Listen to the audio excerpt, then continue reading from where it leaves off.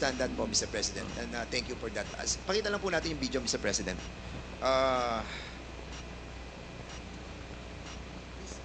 Video, please.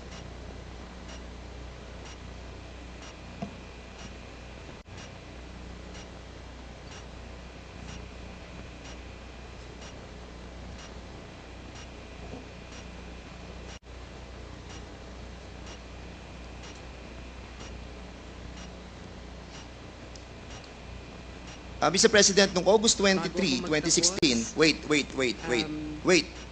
Noong August 23, 2016, doon po sa Committee on Human Rights and Committee on Justice, binanggit po dito yung reward system. At sinabi po ni former Chief PNP, Gerald Bato, tungkol doon po sa reward system. I want to show this video clip, Mr. Chairman, please.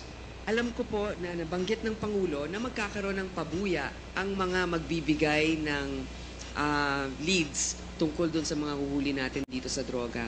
Alam ko na humihingi ang ating Office of the President ng mas mataas na budget. Nakausap ba kayo, diretsyo ni Pangulong Duterte, ukol sa pabuya kung ito nga ba'y 2 million sa bawat madadala ng ating mga kababayan na mga drug pushers? Kasama po ba ang mga pulis dito sa pabuya? Sir. Wala pong pili yan, Your Honor. Kung ang pulis ay involved sa droga at siya'y nahuli, yung informant ko ay makakatanggap ng corresponding reward na ino-offer ng Presidente. So nag-usap kayo ng ating Pangulo ukol dyan. Magkano po daw ang ibibigay sa bawat informant na magbibigay ng pangalan ng isang pusher? Meron kasi siyang ibang, kasi busy na ako masyado sa aking trabaho, Your Honor. Sabi niya, meron siyang assistant na magti-take charge diyan sa pagdi-distribute. Basta ang last na sabi niya sa akin is 5 million yung drug load talaga. Yung malalaking drug load, 5 million ibibigay niya. So depende dun sa kanilang anatomy kung saan yung mas mataas. Mas mataas. Pag sa baba, mababa. Ang gusto ko malaman, yung pulis mismo, sa sibilyan, maaaring 5 million. Sa pulis din ba, makakatanggap sila pag sila ang nakapagtukoy? O dahil kasama yan sa kanilang sinumpang tungkulin, iba naman po ang maaaring ibigay sa kanila? Nabanggit po ba yan ng Pangulo? Nabanggit ng Pangulo yun. Kahit na pulis, kasama doon na makakatanggap sa pera na i-offer niya. Pero sa amin naman, internal, meron kaming ibang reward system, di ba? Meron kaming, bibigyan kami ng awards. O kung talagang meritorious, pwedeng meritoriously promoted yung tao, mapopromote. Meron po kaming sariling sistema. So sa dami ng mga hinuli, meron na bang nakatanggap ngayon ng pabuya? I presume, meron na, Your Honor. Hindi ko lang po inaalam dahil hindi ko nakikialam dahil money matters yan. Sige po. Direkta na kayo kung saan kayo pwede mag-claim. Hindi dumadaan sa akin. Siguro maganda din na anong tanggapan sa ating gobyerno ang nagdi-disperse niyan? OP? Tanungin ko po si Presidente, Your Honor. Siguro pwede tayong makahingi niyan. Kung meron ng nabigyan, siguro kung ito'y makakasama sa kanyang kaligtasan, maaari namang executive lang ito, hindi na natin i-release. Meron pong gustong... Mr. Chairman, Mr. President, will you confirm that the Office of the President humingi po ng mataas na budget para po sa reward system? Sir, can you kindly use the mic, please? Will you kindly use the mic, please? That's correct. So, you have to spend money for operations, for intelligence. Alam mo, sir, if I may be allowed to explain, ang isang pulis, at magtanong ka dito after this proceeding, magpunta ka ng anong istasyon, ang pulis, hanggang sweldo lang yan, pati equipments, office materials.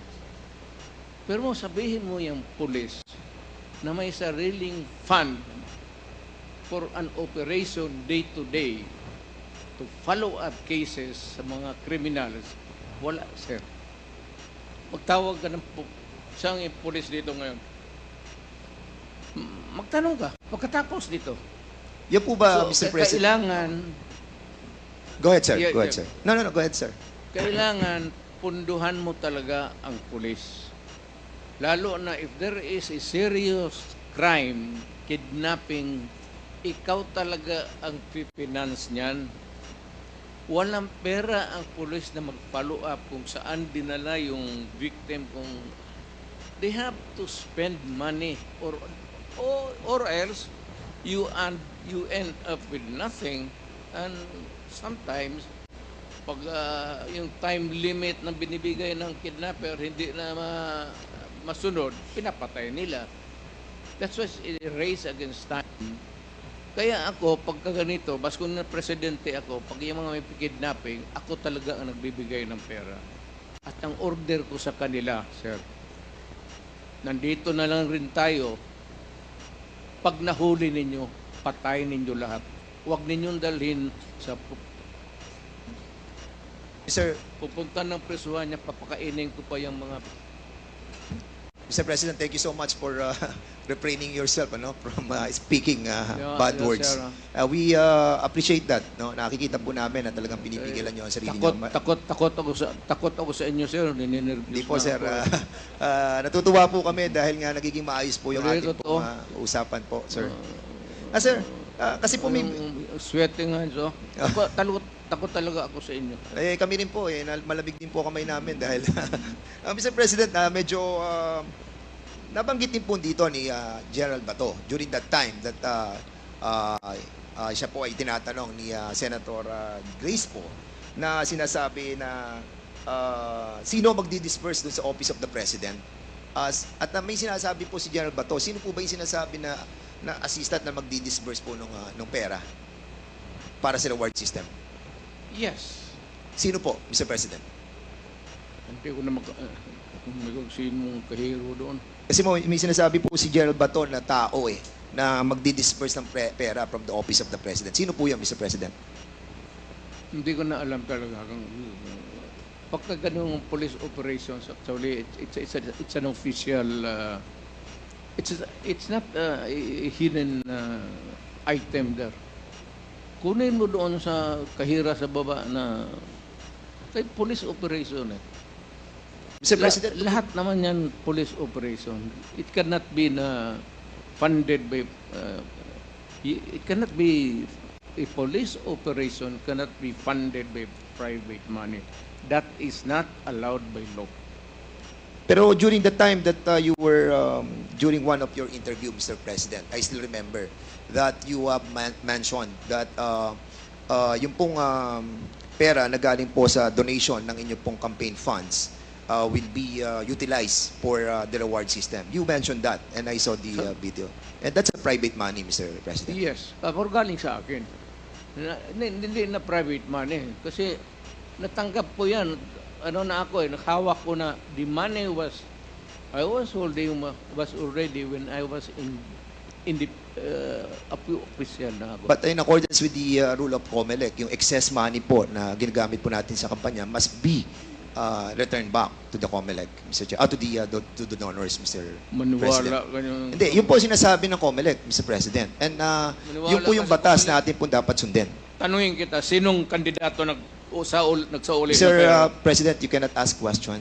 We will be the one asking question. That's why I said, Kasi po kami po, pag nakakatanggap Because po, it Mr. President, is I still have the floor. incongruous. Mr. President, kasi po ako, pag nakakatanggap, kakaunti lang po yung nabibigay sa ating donation.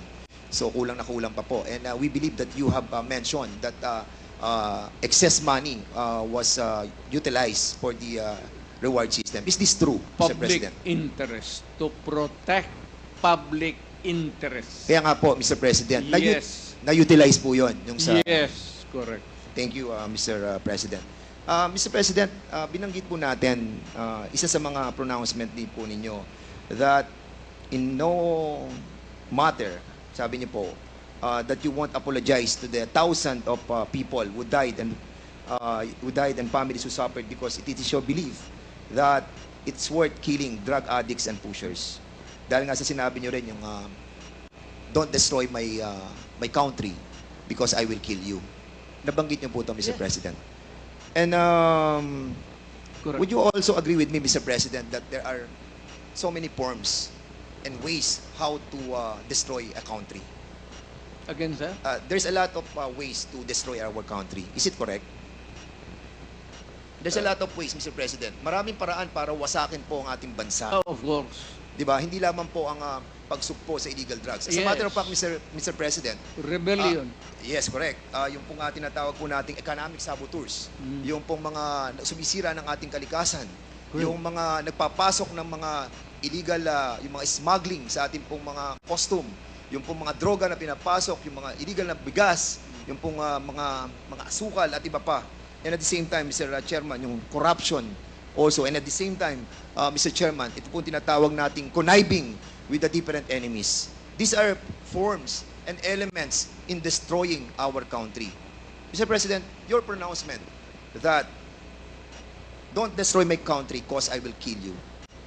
Does this pertains to all of these elements, Mr. Hindi naman. Sir, I was really particularly worried because yung droga kasi ang target yung mga bata. Hindi tayo. Ang droga na distribute dyan sa mga high school, dyan sa mga ano, kung ang next generation ng Pilipino puro durog, puro bangag, at marami nakikita mo dito, mga opisyal natin sa gobyerno, nakikita mo mga bangag eh. Alam mo na kung sino ang bangag. Tinatawag nila. Kaya ako, sir, I'm just being, well, I was being a father of the city. But talagang galit ako sa kriminal. Yes. And would you Naggalit ako sa kriminal. And would you agree with me, Mr. President, that doon po sa inyong war on drugs, yung mga reported, majority of those that were reported killed on war on drugs, were not really all drug addicts and pushers? Would you agree with me?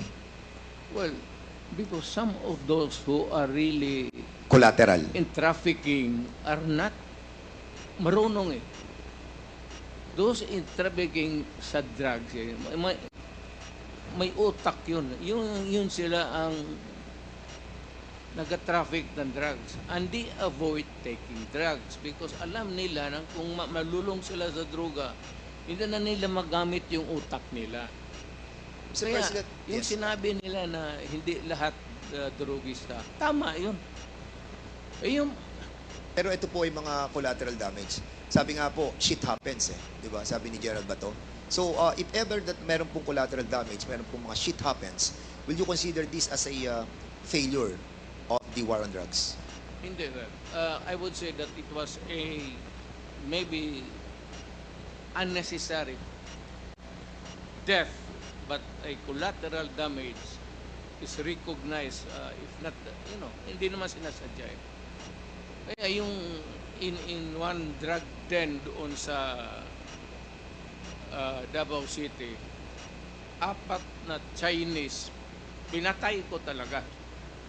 Ang problema, may tinamaan na 2 yung nagluluto. Pero yung 4 na in-check na Mr. Chair- talagang pinatay ko. Sinadya ko talang patmatayin. Mr. Chairman, Mr. President, is that a Admission, yes. admission that you Oo. killed them? Lumaban po sila? Or pinatay nyo silang walang laban? Sinabi ko sa kanila, Hindi, sir, Mr. President, pinatay nyo po ba siya ng walang laban or lumalaban po sila? hindi, lumalaban. So- Kasi pag raid, siyempre, agawan ng kung anong mapupulot nila, lumalaban, pero I would say that hindi naman lahat malaban na mayroong tit for tat. Meaning to say, kung may M16 yung police, may M16 sila. That would be an impossible scenario. Pero kung lumaban, pasensya tayo. Ako sinabi ko, no mayor ako, do not do it. Do not do it because I will kill you. Kung yung naabutan ko doon, kagaya ng 4 na inchik, talagang pinatay ko. Apat po ba yun or anim, Mr. President? Apat po ba yun or anim? Kasi a while ago you were saying 6 po. Apat lang. Apat lang po. So, pwede po na malaman kung sino po yung mga apat na po yun. Ano pong pangalan po nila? Alam mo, sir, ang lolo ko Chinese. Baka nga yung isa siguro pinsan ko pa yung hindi ko alam, sir. Hindi ko alam tinanong. Natawa naman ako doon, Mr. President. Kaya dito, sabi ko, ang lolo ko Chinese. Lam ang lolo ko. On another topic, Mr. President. Si Garma po ay nagkaroon po siya ng affidavit. At sinabi po niya na meron pong double model na 3 levels of payments. Meron po siya sinasabi sa affidavit niya eh. Ang sabi niya, yung first suspect is killed. Ang binabayad daw po ay 20,000 to 1 million. At sa second level naman po, ang sinasabi niya yung co-plan, yung pong planned na pinapan po yung planned operation. At yung third daw po ay yung pong refund ng operational expenses. Ito po ba sinasabi ni Colonel Garma na pag binabayad doon sa mga namamatay na 20,000 to 1 million, which, by the way, corroborated by the testimony of Tata and Andy, is true? Correct. So, ito po yung namamatay, binabayad po 20,000 to 1 million. Hindi yan, sir. Ganito yan. Hindi, yung po ang tanong ko, Mr. President. Hindi, ganito nga. Sige po. Ito na yung answer ko eh. Sige po. Yung may police operation, alam ng police lahat yan, pinupunduhan ko yan, o ito, for a particular project. Pagka na-accomplish nila yan, sir, may sobra, magsabi ang police officer o lead official, sir, may sobra, hindi na ubos yun. Hindi na yan. For the boys. Yan, sir. Okay, yan, sir. Yan, Mr. President, in some interviews you have mentioned that, and you have spoken about the reward system. And sinabi nyo, patay o buhay? Patay, better. Buhay, okay lang. Correct. Yes, so ibig po sabihin ay mas okay sa inyo kapag patay. Mas maganda kung patay, sir. And that's the reason why we are trying to encourage our citizens to kill all those addicts. No, not addicts. To kill the criminals. Not addicts, because addicts are victims of the criminals running the drug syndicates. Mr. Mali yan, sir. Mali yan. Mr. Mali President, yung kasi there is a report na nagsalita po kayo noong July 1, 2016 that was covered by The Guardian. At sinabi niyo po dito, if you know of any addicts, go ahead and kill them yourself, as getting their parents to do it would be too painful. I am talking of the drug manufacturers and drug dealers. That is a... So mali po I to. don't know who wrote it. I am not bound by it. Huwag mong ano yan, sir. Hindi ko trabaho yan. Get it from my mouth. Because I was the man. Ano po to, Mr. President? Live, ano po to, interview po? Ano po to, Talagang video? sinabi ko, pero hindi tama yan. Nasa video po, Mr. President. Sinabi hindi addict, sabi ko drug dealers and drug pusher. Bakit mo patayin yung addict? Dali mo sa ospital.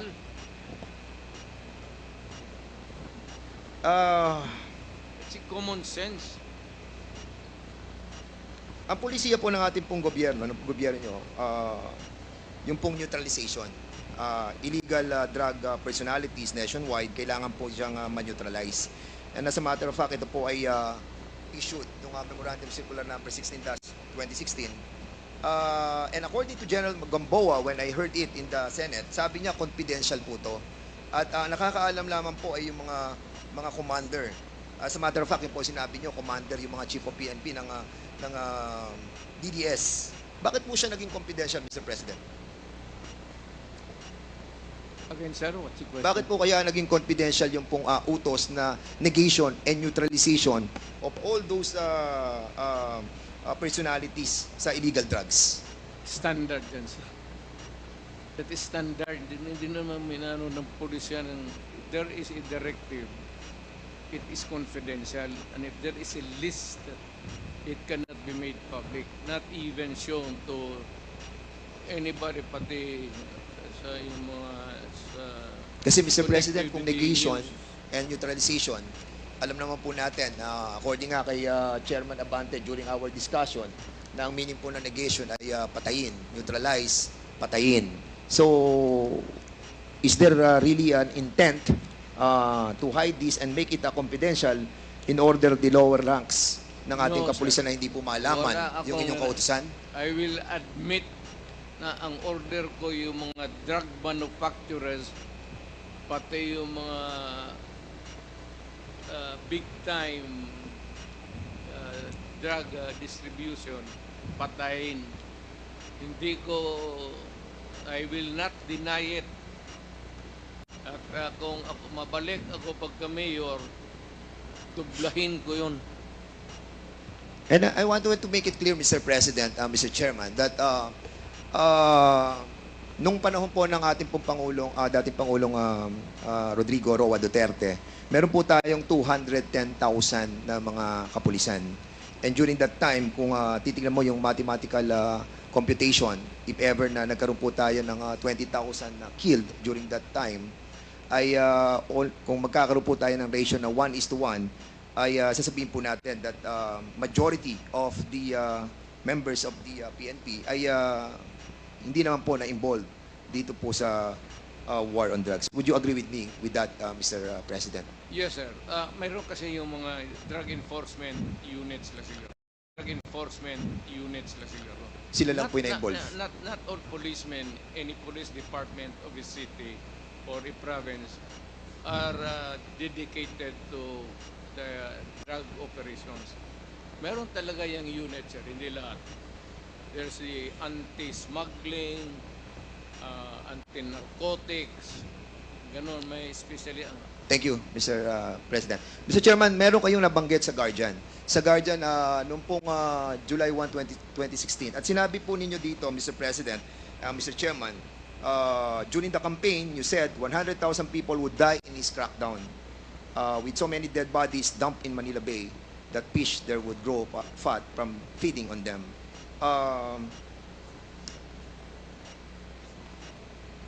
And out of that 100,000 that you have mentioned, ang reported lamang po na namatay is ay almost 20,000 to 30,000. So, were you Kulang. disappointed on this, Mr. kulang. Kulang? Were you disappointed that it's only 20,000 to 30,000? Sir, kung pabalikin mo ako sana pagka-presidente, I will make up for the yung kulang na ano. Kawawa naman po yung mga pamilya, Mr. Well, Mr. President. Actually, marami po mga look, napatay sir, na hindi po nabibigyan ng hustisya, and I think this is not a laughing matter, Mr. Mr. Chairman. This is my message, sir. Yes. Pagka pumasok ka sa droga, pumasok sa krimen, iyo yan. But- iyo yan. Yes, but Mr. President, you manifested. Yes. And they heard me say that do not do it because I will kill you. Yeah, but you manifested a while. Narinig Yes, nila Mr. yan, I understand po. You manifested a while ago that those that were killed during the war on drugs were not all addicts and high value targets. Iyan ang Kaya hindi po nagmamatch yung that would be a matter of mathematical ano, sir. Hindi lahat talaga tama ka. Tama ka. okay. It could not be na lahat durugista or even connected with drugs. And because of this pronouncement, Mr. President, because you have mentioned of the reward system, doon po sa nabasa kong sa news, and if I may, police were outsourcing extrajudicial killings to the same vigilante gang they accused of murder. Officials of the PNP, andyan po, kung mababasa po ninyo, coordinated with vigilantes, selected targets to credit for murders, and on occasion paid for assassinations in the name of the war against drugs. So in other words, Mr. Chairman, because of this war on drugs na pronouncement po ninyo, yung pong anti-drug vigilante group existed because of this tinatawag po nating outsourcing ng mga pulis. Like what happened, Mr. President, nung kami po ay nag-imbestiga dito na si Colonel Santi, who testified under oath and made an affidavit na sinasabi po niya na nag-hire po sila ng killer para po kay General Barayuga. At binayaran po nila ng 300,000 pesos. Will you agree with me, Mr. President, that General Barayuga was a victim of extrajudicial killing? I'm sorry, sir. I'm not. Wala, wala talaga akong maisabi dyan. Hindi ko alam ano sinasabi mo. This happened, Mr. President, during your time. Yeah. But you don't know what happened to General Barayuga? Wala akong. Mr. Chairman, kasi po panahon po ninyo to nung mamatay si General Barayuga, and it saddened us kung hindi po natin alam kung ano po nangyari doon sa kaso Yan, yun. yan ang problema eh. Gusto ko rin malaman kasi it was during my time. I am as much interested as you. Kasi Mr. President, General po to. Pero yung utos ko, Apo. inaamin ko, Na ano po? walang problema yan. Hindi nyo po ba inimbestigahan itong tungkol kay General Barayuga? Wala akong nakialam dyan, sir.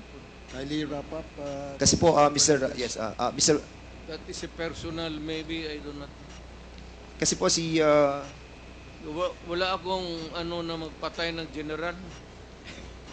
Kasi po, ito pong si Colonel Hector Grijaldo, na siya pong nag-aakusa sa amin that kami daw po ay pinuwersa namin siya, kinuors namin siya, hinaras po namin siya. Siya po ang chief of police ng Mandaluyong when this murder of General Grijaldo happened. General Barayuga happened. And that's the reason why we are asking about kung nalaman po ninyo itong kasong to, Mr. Wala, sir. Sino yan, sir? Sinong suspect? Well, according po kay Colonel Santi, ang suspect po ay si Colonel Leonardo at si Colonel Garma. He mentioned in the affidavit that Colonel Leonardo called him. Kaya nga po, tinatanong po namin sa inyo kung nalalaman po niyo yung kaso niyo. I do not know. There should be cases by now. There should be a case filed by now. Kung ganun, lalo na general. So, anong ginagawa ng police pati military dyan? There should be more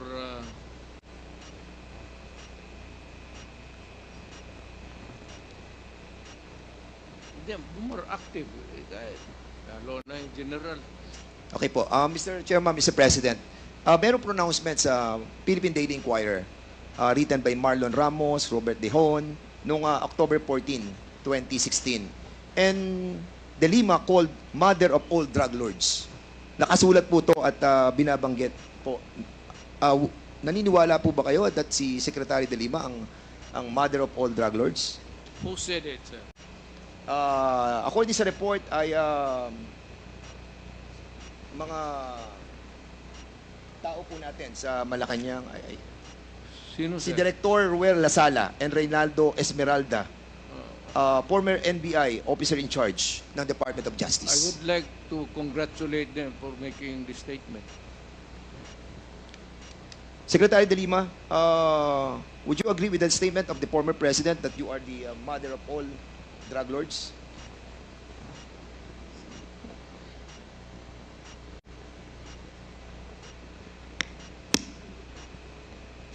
Absolutely false. That is a fictitious, bogus allegation against me. And then they filed cases against me. Kinasuhan po ako nila ng mga kaso tungkol sa droga. Initially, consummated illegal drug trading. Inamend nila into conspiracy to commit illegal trading. 30 kaso yung sinampa sa akin. Absuelto na po ako dun sa 3. dahil wala po akong kinalaman sa illegal drugs. Kasama lang ho yan sa naging propaganda nila. Kasama lang ho yan dun sa mga para meron silang isang figure, a prominent figure, at si Senador De Lima ho yun noon, noong 2016, na doon ang magiging atensyon ng bansa, atensyon ng mundo, na itong babaeng ito ay the mother of all drug lords, the beloved drug trade queen. Ano pong nangyari dun sa mga nag-akusa sa akin, yung mga beloved convicts, mga nung una, yun ang mga sabi nila, kung ano-ano mga sinabi nila, na nag-raise funds ako. Pero kinalaunan, binabawi ho nila yung kanilang mga akusasyon against me. I was cleared of all 3 drug cases. I underwent the whole process. Dumaan po ako sa buong proseso kahit mahirap, masakit para sa akin. Kinulong ako ng almost 7 years na hindi na po nila yan mababalikan dahil sa pagkagalit nung pinaka-mastermind nung pag-persecute sa akin na inimplement nung kanyang Secretary of Justice, si Vitaliano Aguirre. At meron pang mga ibang handlers na siyang mga kumausap dun sa mga nagtestigo against me. So that is absolutely false. That is a slanderous accusation against me. Thank you po. Mr. Chairman, Mr. President, meron po ako nabasa na news observer noong 2017. At ito po news article tungkol kay Las Cañas, who claims he was a former DDS leader and personally killed about 200 people. Sinabi niya po sa Senado, the squad was formed under the guise of an anti-crime unit within the Davao Police. He says, given the task of the team was, he says, given the task of eliminating hardened criminals and later political opponents and journalists critical of Duterte's rule. He alleged regularly took direct orders from sa inyo po about who to kill and how to dispose of the bodies. Las Cañas claims those shocking words, throw them in the ocean or in the quarry, bury them, make sure there are no traces of the bodies, were spoken by Duterte at one of the dozens of alleged meetings with the DDS. The police hit squad was paid based on the value of the targets, he says. So, Mr. President, ang tanong ko po, totoo po ba ang sinasabi ni Las Cañas? Gano'n nyo po ba katagal nakakilala ang taong ito? Storyteller yan, sir. Si Raulo. Pero matagal nyo na po siyang kilala. Pero, police, pero later on, maybe because sa karaming pinatay niya, hinabol siya ng mga kalag. What's kalag in? Espiritu. Ang espiritu ng pinatay niya. Medyo bungog ngayon. May 3 dekada nga po ba siya na nagsilbi sa inyo?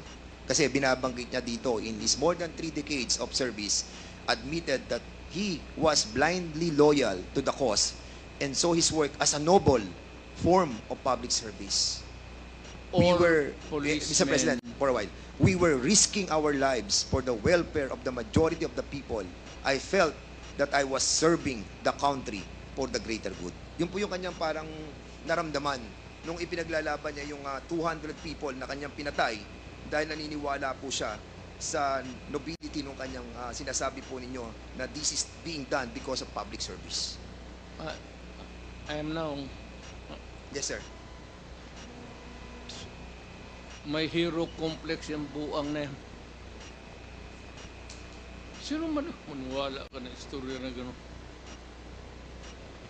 Meron pa po siya sinasabi, Mr. President. Ito, last na po to, na sinasabi niya. He tells one particular incident. No? Medyo worrisome po ako talaga dito because meron po yung binabagat against this that has given him nightmares for years. In 1996, Las Cañas and his team were ordered to kill an alleged criminal, his pregnant wife, and his 4-year-old son, who were all in the same vehicle at the same time. I attempted to rescue the 4-year-old boy. Las Cañas claimed. But according to our team leader, since the boy had seen our faces, he could recognize us in years from now and identify us. It was on the personal order of Duterte, he claims, that they disposed of the family. Mayor Rudy approved the recommendation of our task force commander in front of us to erase, meaning to kill everyone. That was his specific order, that he okay with it, provided it would be clean. Sir, medyo matastas ito lang ano ko, sir. When I was a fiscal, kukunti lang yung sweldo, and I got married, may asawa ako, got pregnant, nanganak ako. So, short yung income ko. Nagturo ho ako to augment my income sa Police Academy sa Davao City for about almost 7 years while I was a prosecutor. Wala akong tinuro na ganun sa kanila. By the book, at hindi naman ako gabong hipokrito na magsabi sa kanila, ito ang gawin mo, tapos pagdating doon, sabihin ko sa kanila na iba ang gawin. That's a very complex thing to do kung ako ang tinutukoy mo sa pangyayari niya. I cannot imagine myself of teaching criminal law sa Police Academy doon. Pagkatapos, iba ang sabihin ko sa kanila sa likod. How? Mr. President, if I may, no? Sinabi rin po ni Las Cañas dito that kayo raw po yung Lord of all drug lords. Ano pong masasabi niyo po dito? Ano po? Kayo daw po ang Lord of all drug lords. I cannot. Ikaw, alam mo man ako, sir. Papabili siguro ako ng mga aspirin, gano'n, pero Paki-explain po properly, Mr. President. Hindi po namin masyado maintindihan. hindi ako dadating ng pagka-presidente, sir, kung gano'n ako. Sir, can you kindly tone down your voice? Oh, yeah, yes. We're just trying was to... just no, emphasizing Mr. President, the we're just point asking na that to clarify your alam ng statements. pulis, alam ng lahat ng tao ng Pilipinas, mayor ako, hindi ako dadating ng pagka-presidente kung ganun ako katurpe. Hindi, sinasabi That's your lang po last namin, Mr. question, President, Congressman kung Fernandez. kayo po yung Lord of all drug lords na sinasabi po ni Arturo Las Cañas. Yung po ang tinatanong ko. Mr. President, okay. Lastly, Mr. President.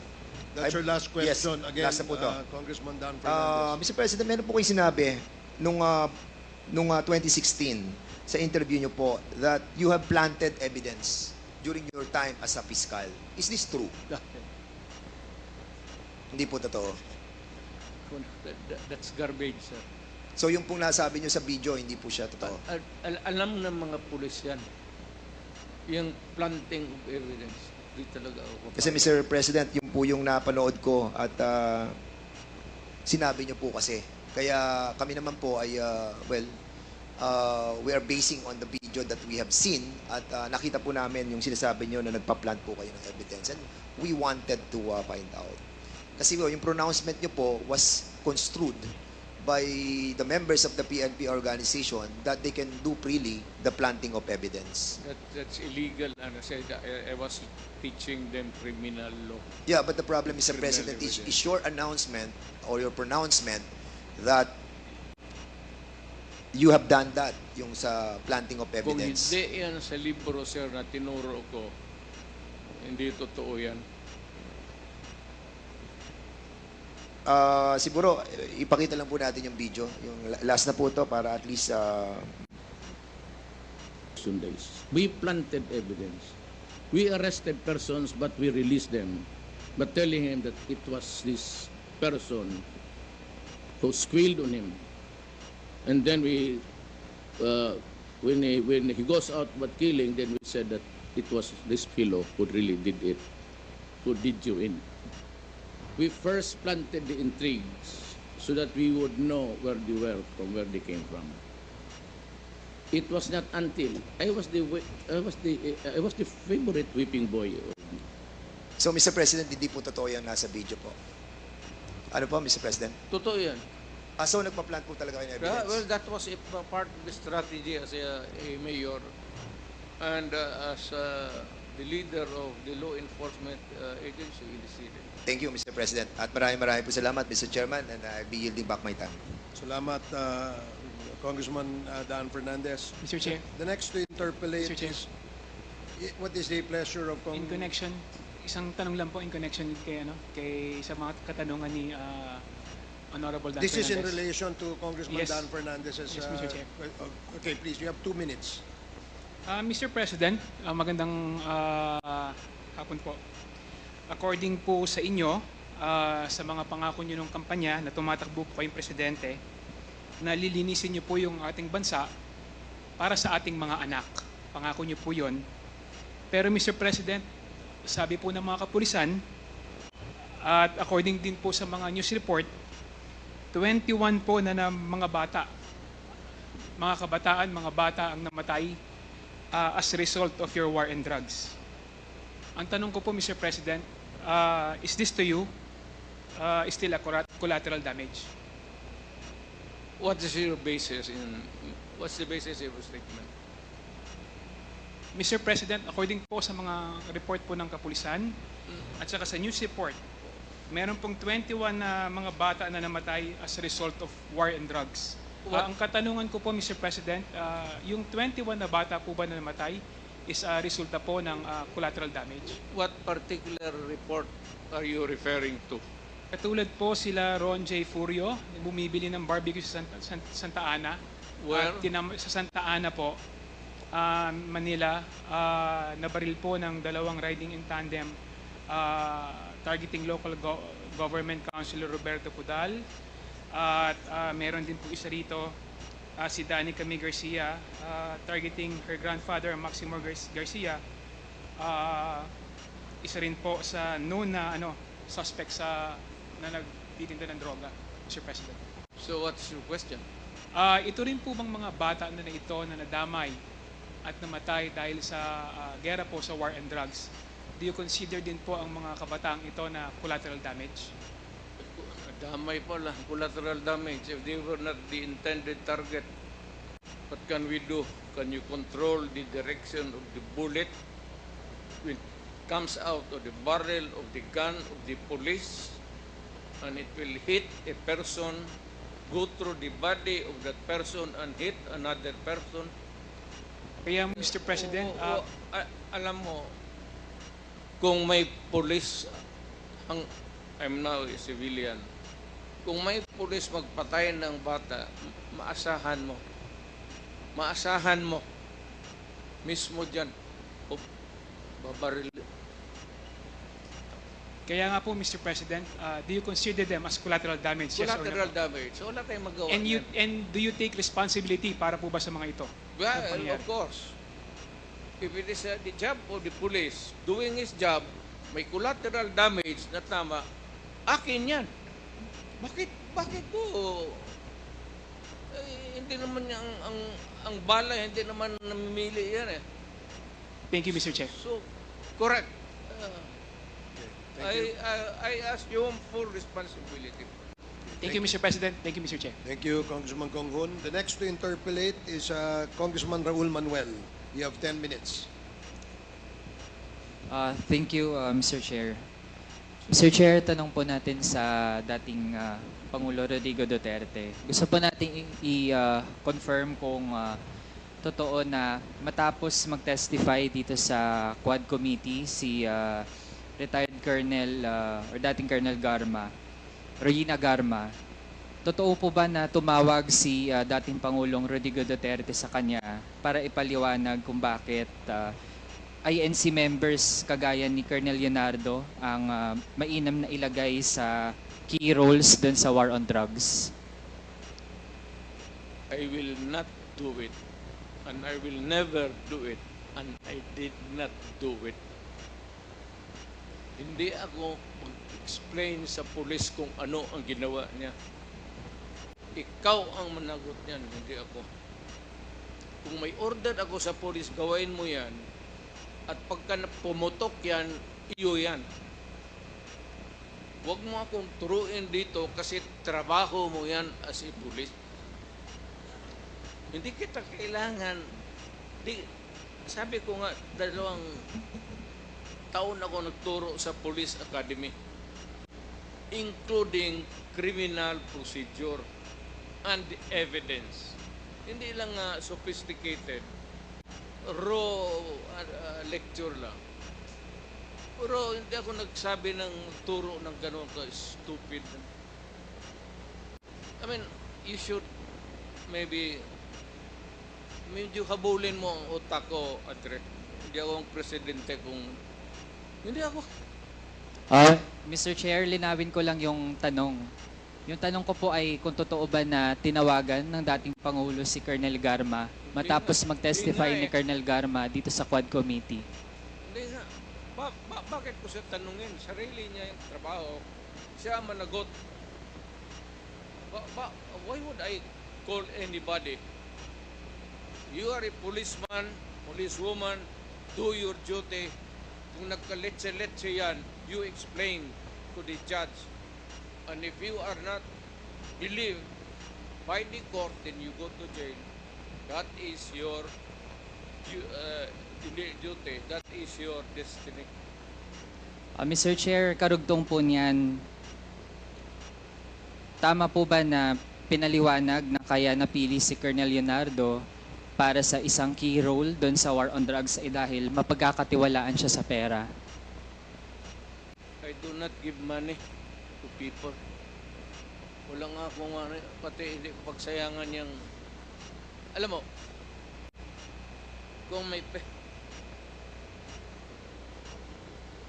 pera man ako sa city government, I'd rather buy rice for the yung police, may sweldo yan. Kung may operation, magsabi sila, bigyan ko. That's the most that I can do. Kasi magsabi, out of the province, out of the city, you would need gasoline. Alam mo ba, baka, what time malaman mo? Alam mo ba na noon ang police walang gasolina? And there are seasons na walang gasolina ang police. Alam mo ba yan? Mr. Chair, muna. At yung mga Mr. Chair, I think nabanggit na po yan kanina doon sa sagot sa mga 1 minute dati nating mga mambabato. kinig ka muna kasi Dali lang po. Suspended po muna tayo.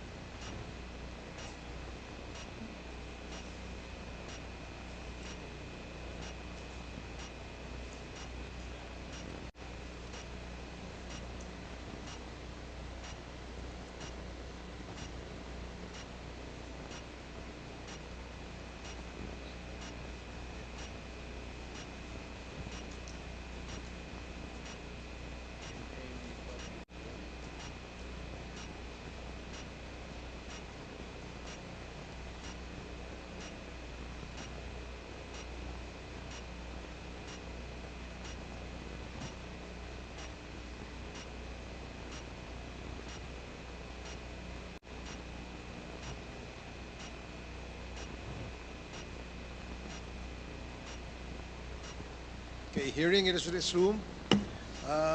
Again, I'd like to remind our resource person and our members to please maintain our decorum.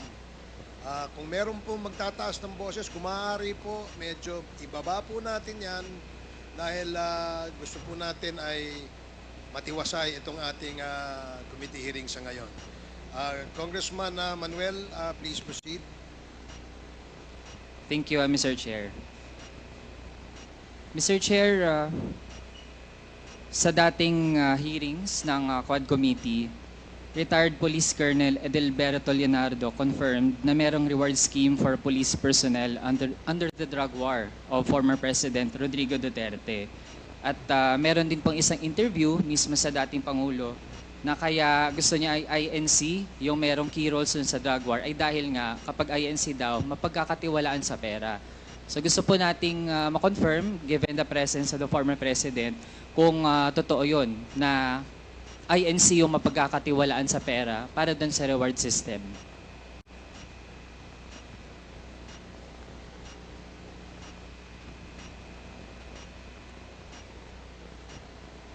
The reward system. Ganito yan. Lahat ng governors pati mayors ginagawa yan.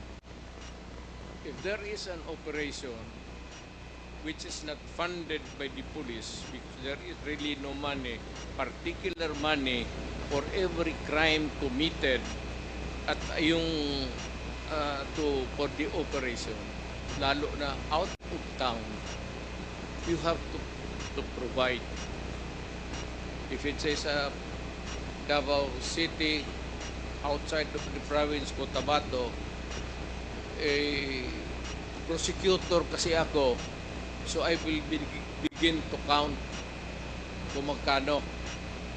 Sabi sir, sa South Cotabato, gaano kalayo yan? Anong gamitin ninyo? May gasolina, pagkain. So, ang pagkanguri ko, pagkain. Bigyan ko yan sila ng, okay, I'll give you 20,000.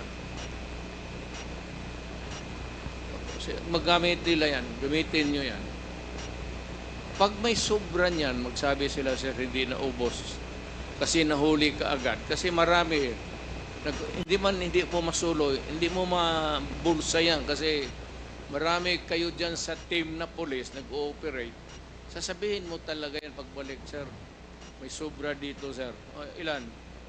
Sir, kalahati. Sabi ko, inyo na yan. Mr. Chair, Reward. Correct. Very correct. Talagang totoo. At minsan, bigyan ko pa dagdag. so Mr. Chair, dahil ngayong kino-confirm na rin naman ng dating Pangulo na merong reward system at sabi po niya hindi lang pala siya yung gumagawa niyan. Meron ding iba na gumagawa niyan in relation dun sa anti-drug campaign. Mr. Chair, I'd like to delve into specific persons na napangalanan na rin dati sa Quad Committee. Nabanggit din ng dating Pangulo sa Senado, merong pong alias Smoking na tagabigay ng pera sa mga pulis para sa drug war operations. Ito pong si Smoking ay bahagi po dati ng Presidential Management Staff. Tama po ba, Mr. Chair? Yes. An employee of the management staff. Mr. Chair, bakit kinakailangan na isang taga-presidential management staff ang tagabigay ng pera? Saan po ba nanggagaling yung pera na siyang ginagamit para dun sa reward The system? Peace and Order Fund of the government. Huwag mo namang sabihin na ako pa ang magbigay doon sa mga pulis. Do not expect me to go down from the office at sabihin ko mag-distribute ako. Mr. Chair, yung Peace and Order Fund, saan po yun specifically nakalagak? Galing po ba yun sa pondo ng Office of the President? Lahat ng opisina, sir, from the President down to the Governor, Mayors, may Peace and Order Fund. Discretionary yan. Ng Mayor, ng Governor, ng Presidente. Mr. Chair, yung Peace and Order Fund sa mga local government units natin, yun po ay kinukuha mula dun sa confidential fund. So kung sa Office of the President, lalo na't meron ding allocation for confidential and intelligence fund, dun din po ba kinukuha yung Peace and Order Fund para dun sa reward system? I will not answer your question. I do have to make an accounting of what I did as President. That's official and personal to me. Mr. Chair, bahagi ito ng ating gustong siyasatin dito sa Quad Committee kasi kanina din naman po ang banggit lahat ng mga nagpapatupad ng ganitong operations. Yun yung source, Peace and Order Fund. Pero kailangan malinaw din saan talagang item, anong allocation po yun. So kung sa mga LGU, malinaw naman, confidential fund. Pero sa Office of the President, dahil po actually ay iilan lang naman yung mga line items doon. At kung meron dyan na pinakaswak para doon sa Peace and Order, yun po ay Confidential and Intelligence Fund. So gusto po nating ma-confirm lang, dahil po nalaman natin meron talagang reward system at merong pinanggagalingan yung pondo para doon sa reward system. Sir, sandali. Medyo papahingin mo lang ako ng... 1 minute suspension. Kaya tinawag yan, sir, ng intelligence pati confidential. Kaya huwag kang magtanong kung anong confidential ginawa ko. Confidential nga eh. I am protecting the interest of the Republic when I dispense confidential funds to the military and the police. Do not make me account for something which I cannot do legally. That is not allowed by law. I am prohibited from doing it. Mr. Chair, I believe hindi tayo pwedeng sabihan dito sa committee na hindi tayo pwedeng magtanong lalo sa mga bagay na relevant dun sa ating investigations. And Mr. Chair, I was not even asking kung sino yung mga hanggang sa level ng mga regional police units, sino mga nakatanggap. I was simply asking yung nature ng paggamit ng pondo na iyon. And Mr. Chair, there's nothing in the joint circular on confidential and intelligence funds that says that we cannot ask general questions, Mr. Chair. Kaya kung ayaw po tayong sagutin dun sa ganong mga bagay, then I think that's actually an indirect admission na dun talaga nanggagaling at ayaw lang pong specify ng ating resource person yung nitty-gritty. Pero yun na po yung nagtutugma yung Peace and Order Fund na pwede talagang kunin doon sa Confidential and Intelligence Fund na actually ay lumobo ng sobrang taas sa ilalim po ng term ng past administration. So actually po, we gave our resource person a chance to answer pero nagdi-deviate po mula doon sa paano talaga sana sagutin ng diretso kasi simple lang naman po yung tanong kung doon ba kinukuha. Okay, let me answer you. Chance to answer. You are asking as if you were from the COA. Hindi ka naman COA. Hindi kita sagutin ng tama kasi wala rin akong alam. COA, kailangan mo ng report so you have to bring the papers. You're asking questions that are pertaining to COA. Ano? Hindi naman ako COA. Mayor ako tapos presidente. Sige, Mr. Chair, I won't belabor the point pero tingin ko ang mga kababayan natin yung makakausga. Malinaw naman po na wala po sa aming dalawa yung taga-COA pero mismo po nasa memorandum circular din naman na dapat ay ipatupad ng COA na dapat ay kung mayroong mga ahensyang nabibigyan, nagagrant ng Confidential and Intelligence Fund, dapat po hindi nga yan in the first place nakatago mula sa mga kababayan kasi the fact na nakatago po yan, ito po yung nangyari.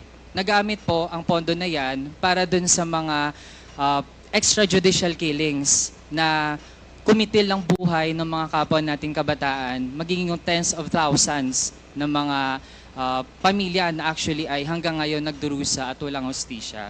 So, kasunod nating tanong, Mr. Chair, dun sa paano ba nabubuo yung mga drug lists ng itong tinatarget ng war on drugs ng dating administrasyon.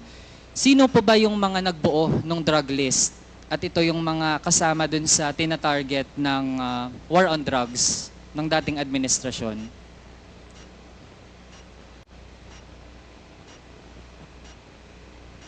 Drug list, it has to come.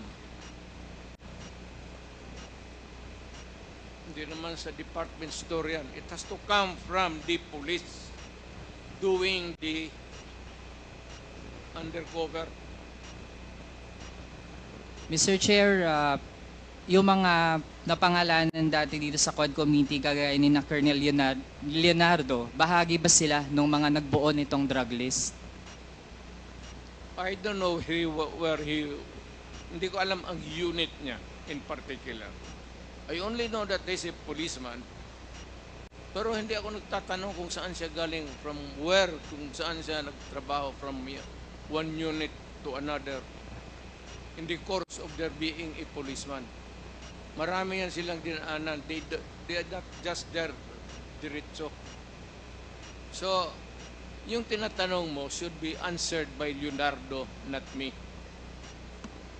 Mr. Chair, lalo na't ang drug war ay ang number one reference nito ang pronouncements ng dating Pangulo. Kaya po, we have every right to ask our resource person tungkol dun sa pagbubuo ng mga drug list. Mr. Chair, ano po ang vetting process bago ma-finalize yung mga drug list? Ano pong pinagdadaanan? Halimbawa, may nagsabi, ito, involved to sa kalakaran ng droga. Paano po natitiyak na yung final na version ng listahan, yun talaga ay yung mga merong sapat na batayan para masama dun sa listahan?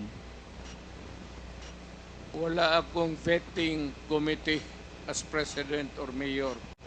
Trabaho ng pulis yan. Hayaan mo sila sa trabaho nila. Tama man o mali, kanila yan. Ako dito sa aking trabaho, tama o mali, sagot ko. Pero yung vetting, bakit? Ang mayor mag-vet pa? You want to say that I have to, tatanong pa ako ulit to make a second investigation or a second guess? Do you expect me to do that? Mr. Chair, Wala ka bang mayor na kilala? Magtanong ka muna. Mr. Chair, exactly, precisely. Kaya po tayo nagtatanong kasi kung walang vetting process, edi paano po yun kapag meron palang nasama? Sinama lang halimbawa ng isang pulis dahil tingin niya mataas yung reward, kaya mainam na patayin nila yun kasi sasabihin lang ng dating Pangulo na siya bahala. Tapos pag napatay, makiklaim yung reward at okay lang kasi hindi talaga na-check kung yun ba talaga ay merong key role dun sa illegal drug trade. So with that, Mr. Chair, sabi din po kanina kasi yung mga high value targets, yun talaga ang dapat mangyari dun, patayin.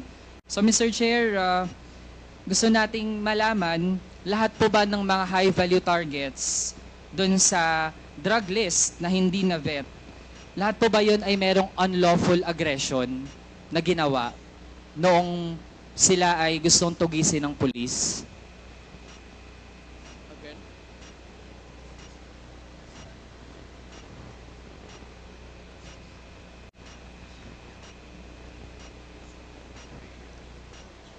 It's not, yeah, I know. Nakuha ko na. Kinig kasi ako sa ulan eh. Ulan ba yan? Kaya kita mo, ulan ka na. Yung, hindi ko trabaho yan. Hindi trabaho ng presidente, hindi trabaho ng mayor. I do not have that kind of duty. Kaya ako may military, ng presidente, may police. Anong mayor ako, may police ako. Yun ang trabaho nila. Ang trabaho nila, the end game is really to produce the name of persons who are in the drug industry. Kaya dito sa Manila, when I became president, Mr. Chair, nagde-debate na po dun sa do not tinatanong interrupt me natin. because I am answering Mr. Chair, the the question. answer is not directly in line One with the minute question. suspension.